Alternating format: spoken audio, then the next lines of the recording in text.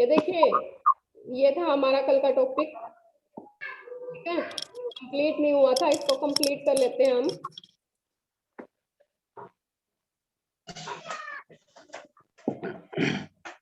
कितना काम कर रहा था, क्या तुमसे डर के मारे काम किया है। म्यूट कर लो। पूरा रूम साफ किया है, धोया है, नीचे से फुकाया है इसको।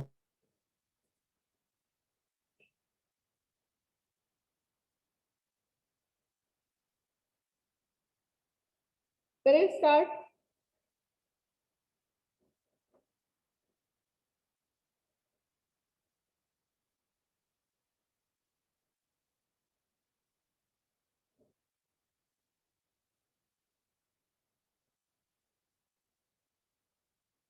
ये देखिए, मानसिक मंदता के प्रकार आज हम ये करेंगे कि कितने प्रकार हैं।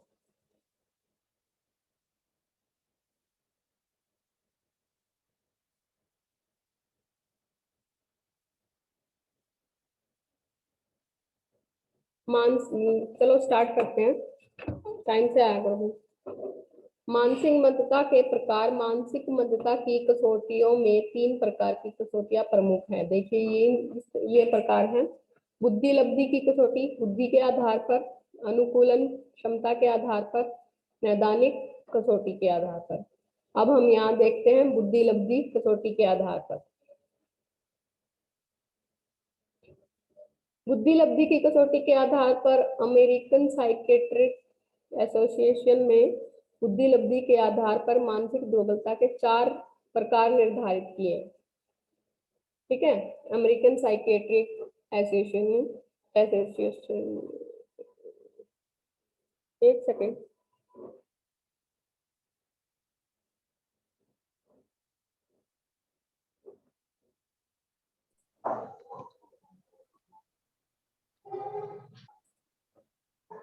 ये देखिए, 4 प्रकार बताए हैं मानसिक मंदता के प्रकार आज हम जान रहे हैं। बुद्धि लब्धि कसौटी के आधार पर, अनुकूलन क्षमता के आधार पर, नैदानिक कसौटी के आधार पर। ठीक है,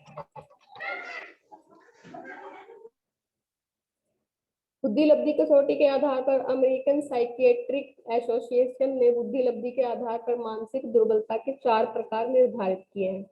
ये देखिए, माइल्ड मानसिक दुर्बलता, मॉडरेट मानसिक दुर्बलता, सीवियर मानसिक दुर्बलता और प्रोफाउंड मानसिक दुर्बलता।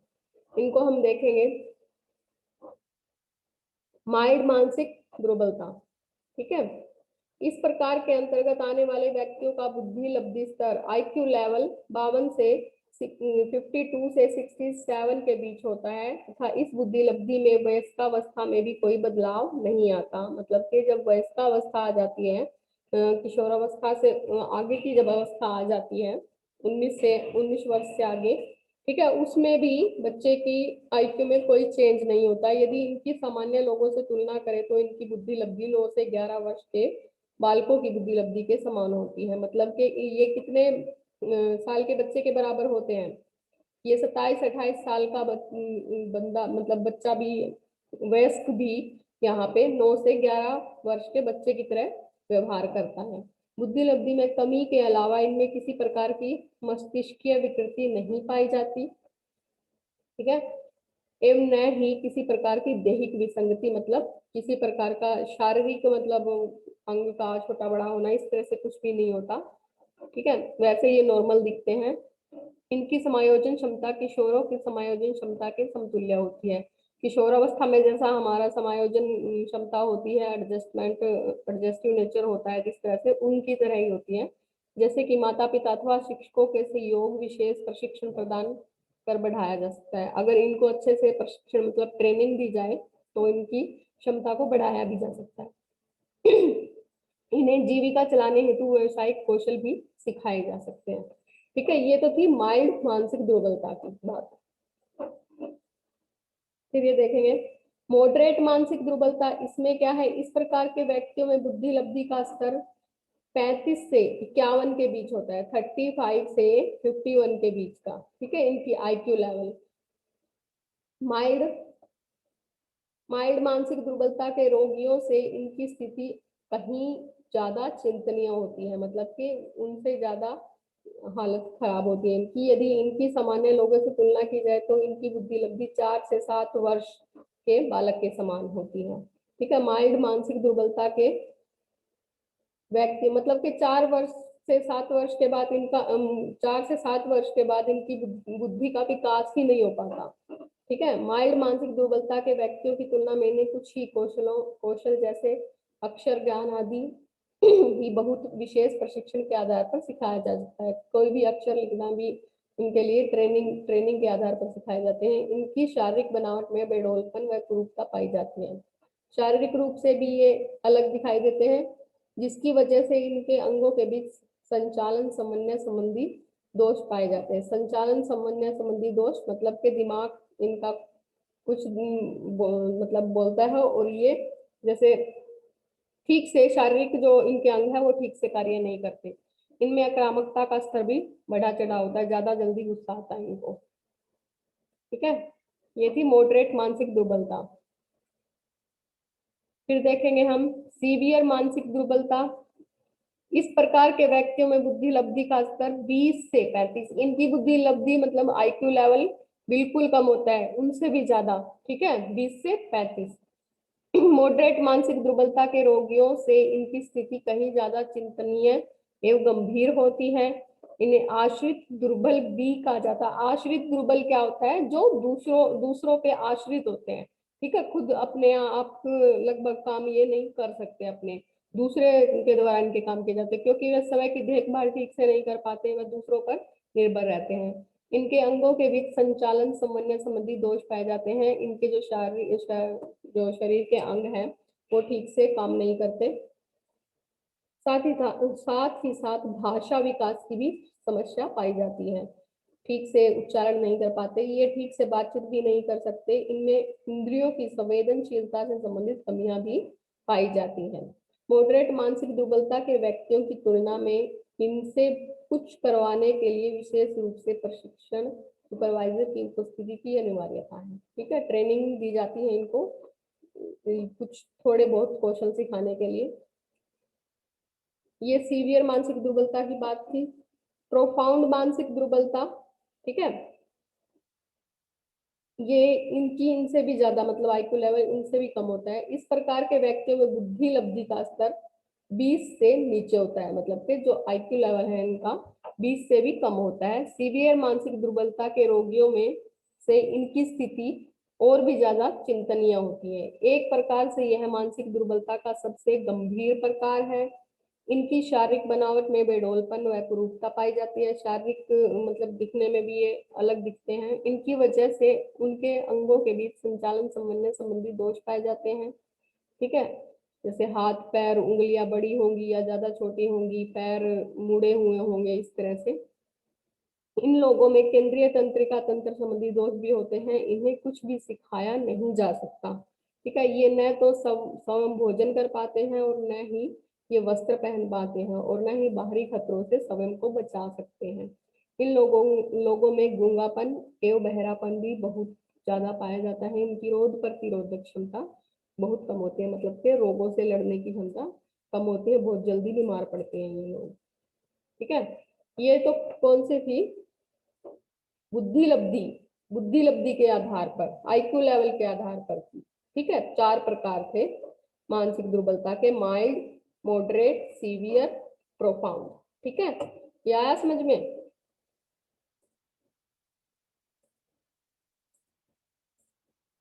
Hello, yes ma'am. हाँ जी, इतना आया समझ में? Yes ma'am. थोड़ा बहुत आया मेरी समझ में। हाँ जी,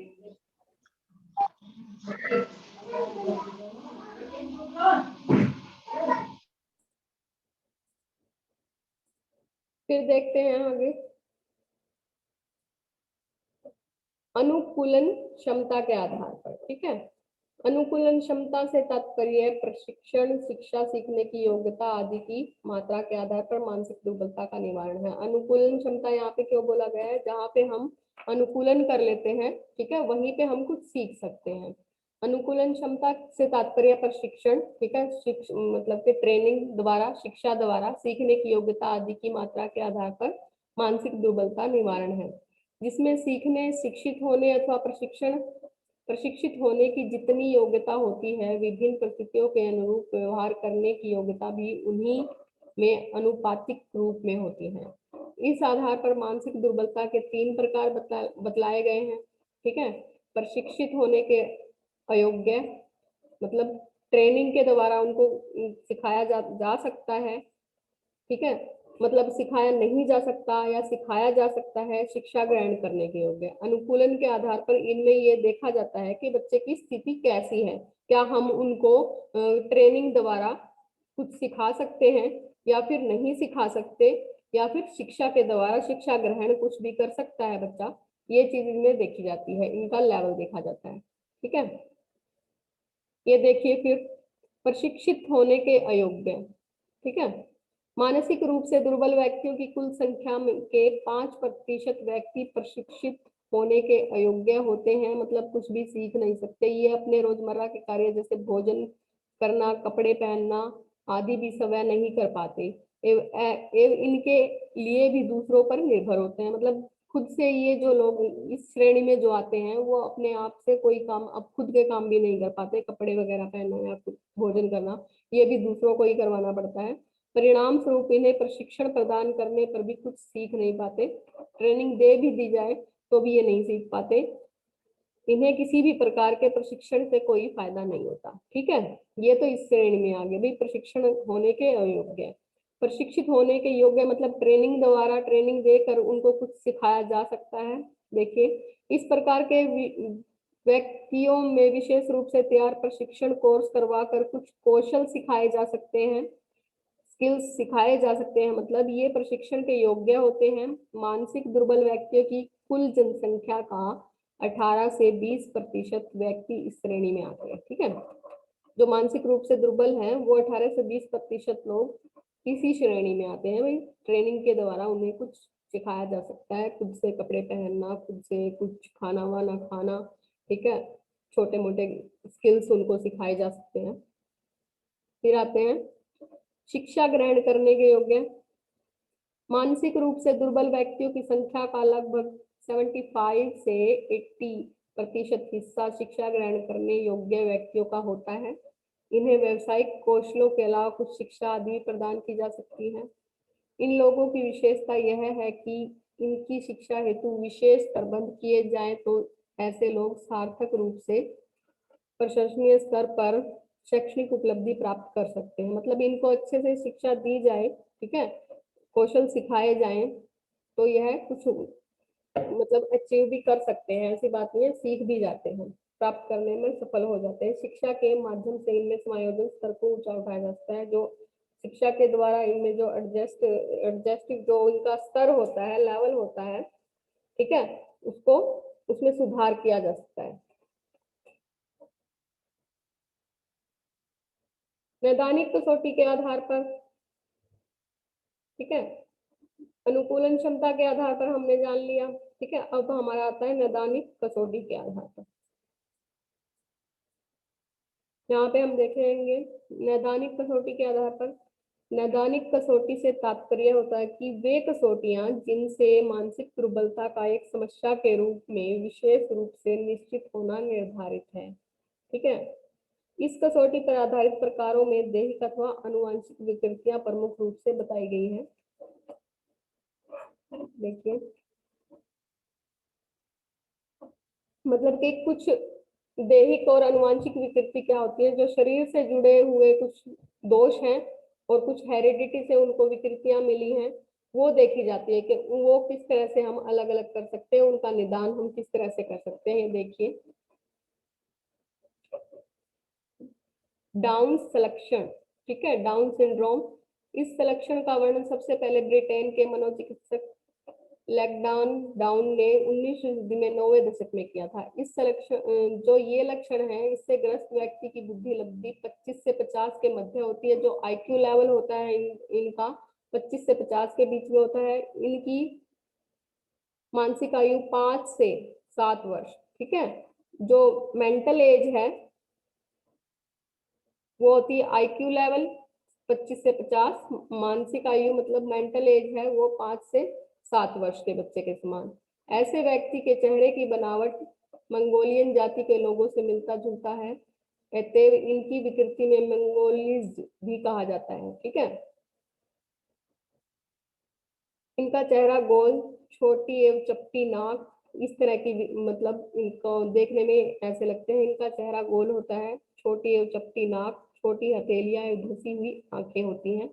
ये लोग सामाजिक समायोजन सीखने लायक नहीं होते। ठीक है, परंतु उच्च स्तरीय संज्ञानात्मक कौशल को सीखना इनके लिए असंभव होता है। ये संपर्कों मतलब अपने सोच विचार करके कुछ काम अगर कुछ स्किल्स सिखाए जाए वो इनके लिए असंभव है। ठीक है, ये नहीं सीख पाते, ये संपर्कों के निर्माण को समझ नहीं पाते, खुद से कोई कॉन्सेप्ट जो बना हमारे दिमाग में बनते हैं उन चीजों को ये नहीं समझ पाते तथा समस्या समाधान की योग्यता भी इनमें कम होती है। भाषा, ये भाषा की अभिव्यक्ति का एवं इस्तेमाल में ये कमजोर होते हैं। ठीक है, फिर दूसरा क्या लक्षण होता है इनमें, बोनापन। ठीक है, बोनेपन को बोनेपन को हाइपोथायरॉयडिज्म भी कहा जाता है। यह दुर्बलता थायराइड हार्मोन की अत्यधिक कमी अथवा अभाव से उत्पन्न होती है। जो थायराइड हार्मोन की कमी होती है जिन बच्चों में बहुत ज्यादा, उनमें क्या हो जाता है, बोनापन आ जाता है भी। ऐसे व्यक्ति की शारीरिक लंबाई छोटी होती है। एक ये बोने जो लोग होते हैं जो बिल्कुल ही हाइट कम दिखाई देती है और फेस जो है उनका बड़ा दिखाई देता है, सिर बड़ा दिखाई देता है। ये देखिए आगे, इनका सिर बड़ा, गर्दन मोटी पर कंधे से सटी हुई होती है, आंखों की पलकें मोटी होती हैं। इनके लैंगिक विकास, संवेगात्मक विकास व क्रियात्मक विकास सीमित स्तर तक ही हो पाता है। ठीक है, इनका मांसपेशीय विकास भी धीरे धीरे होता है। लगभग 4 वर्ष की आयु से पहले ऐसे बच्चे उठने बैठने और चलने में असमर्थ होते हैं। 4 वर्ष तक ये बच्चे अपनी शारीरिक क्रियाएं करने में मतलब उठना बैठना चलना उसमें ये असमर्थ होते हैं। इनकी बुद्धि लब्धि 25 से 75 के बीच होती है। ठीक है, ये प्राय प्रकृति ये शांत प्रकृति के होते हैं, दूसरों से कम बोलते हैं। ठीक है, अन्य के संग खेलने में जिद्दीपन दिखलाते हैं, मतलब खेलना इनको पसंद नहीं है। ठीक है, ये है दूसरा लक्षण।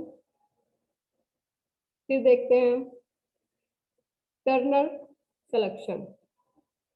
ये सलेक्शन केवल बालिकाओं में पाया जाता है, लड़कियों में पाया जाता है। इन बालिकाओं की बुद्धि लब्धि 30 से 40 के मध्य होती है। ठीक है, ये दुर्बलता सेक्स के क्रोमोसोम में गड़बड़ी की वजह से उत्पन्न होती है। ऐसी बालिकाओं में सिर्फ एक ही एक्स क्रोमोसोम पाया जाता है। ठीक है, एक्स क्रोमोसोम पाया जाता है। क्रोमोसोम जनित गड़बड़ी की वजह से इन बालिकाओं का दैहिक आकृति भी प्रभावित होती है। इनकी गर्दन छोटी व झुकी हुई होती है। इनका लैंगिक विकास भी अपरिपक्व ही होता है। ठीक है,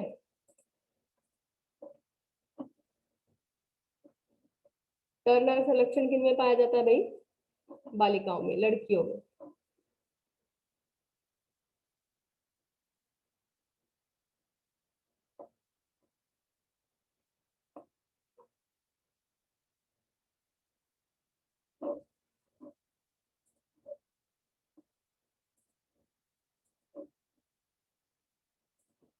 हेलो, यस मैडम।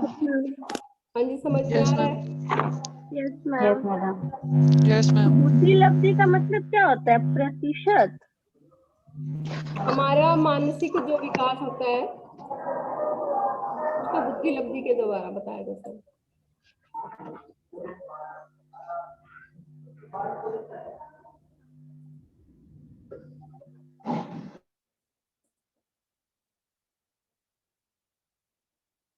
फिर ये देखेंगे फोर्थ पे क्या है,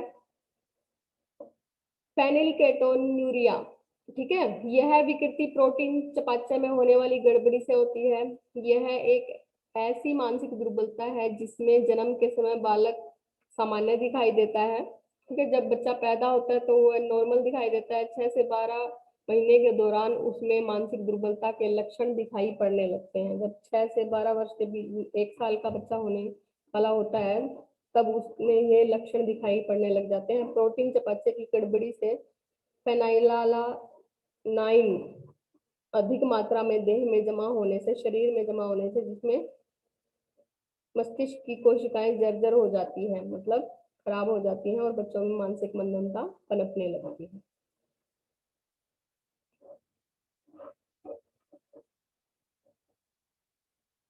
हाइड्रोसीफेली, इस प्रकार की मानसिक दुर्बलता मस्तिष्क में सेरिब्रोस्पाइनल द्रव के अत्यधिक मात्रा में जमा होने की वजह से उत्पन्न होती है। ठीक है, इसमें मस्तिष्क का आकार सामान्य से कहीं अधिक बड़े आकार का हो जाता है। गंभीरता बढ़ने पर बच्चे के शरीर में कंपन व पैरालिसिस के लक्षण, पैरालिसिस मतलब के पैरालाइज होने की संभावना होती है, लक्षण भी उत्पन्न हो जाते हैं। मस्तिष्क की कोशिकाएं काफी पतली हो जाती हैं। फलतः मानसिक दुर्बलता या मंदता विकसित होने लग जाती है। वैसे तो यह जन्मजात होता है, परंतु कभी कभी कुछ वर्षों के बाद भी ये लक्षण दिखाई देने लग जाते हैं।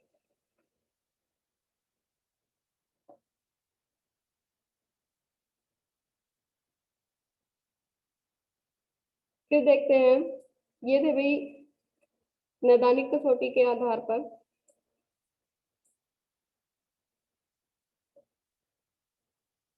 निवारण। हम इनके निवारण कैसे कर सकते हैं? गर्भवती महिलाओं को ड्रग्स, धूम्रपान या शराब पीने से बचना चाहिए, क्योंकि लगभग जो विकार आते हैं शरीर में वो जन्म से ही उत्पन्न होते हैं। ठीक है, गर्भ से ही उत्पन्न होते हैं। तो हमें सबसे पहले इसका निवारण ये है कि जब महिला गर्भवती होती है तो उसको ध्यान रखना चाहिए खान पान का। ठीक है, गर्भवती महिलाओं को ड्रग्स, धूम्रपान या शराब पीने से बचना चाहिए, क्योंकि इससे बच्चे में तंत्रिका संबंधी दोष हो सकते हैं। ठीक है, बच्चों को उन बीमारियों के प्रति प्रतिरक्षित किया जाना चाहिए, बचाना चाहिए जो खसरा जैसी मानसिक बीमारियों का कारण बनती हैं। ठीक है, मतलब गर्भावस्था के दौरान जितने भी इंजेक्शन वगैरह लगते हैं वो सारे कंप्लीट होने चाहिए। ठीक है, खान पान में ध्यान रखना चाहिए, धूम्रपान जैसे शराब, बीड़ी, सिगरेट, इन चीजों से बचना चाहिए। और भी और तरह की भी कोई जो नशीले पदार्थ है उनका सेवन नहीं करना चाहिए।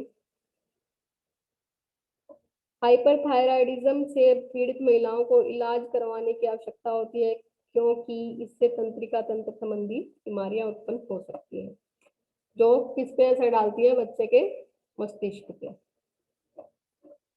ये देखिए इस तरह के लक्षण दिखाई देते हैं।